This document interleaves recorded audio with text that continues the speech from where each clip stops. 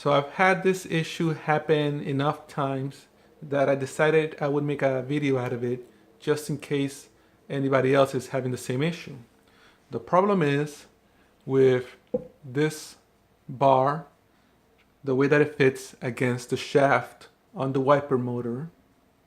So if you can see here, the shaft protrudes past the bar. Now I've already tightened this so you can see what would happen if once it gets tightened.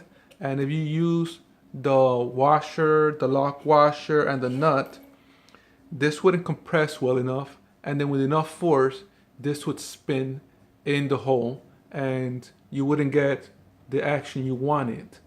So the way to overcome that is basically, as you can see, that was pretty tight on there, and you can see the mark where it was being held on, is with this washer.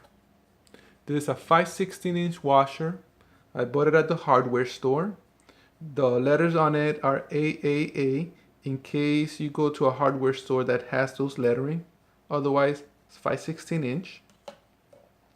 So what you would do is, you would put this on like normal, but you would put this washer on, make sure it's centered. So the shaft, you can see it from there.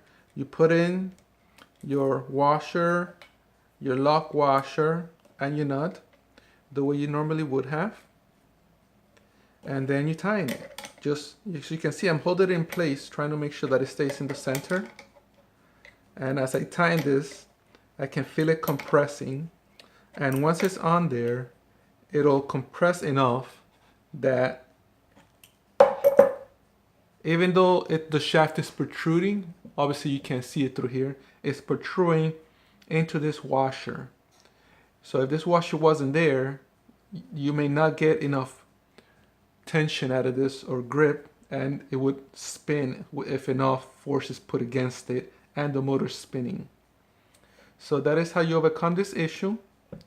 If you like this video, feel free to subscribe to the channel.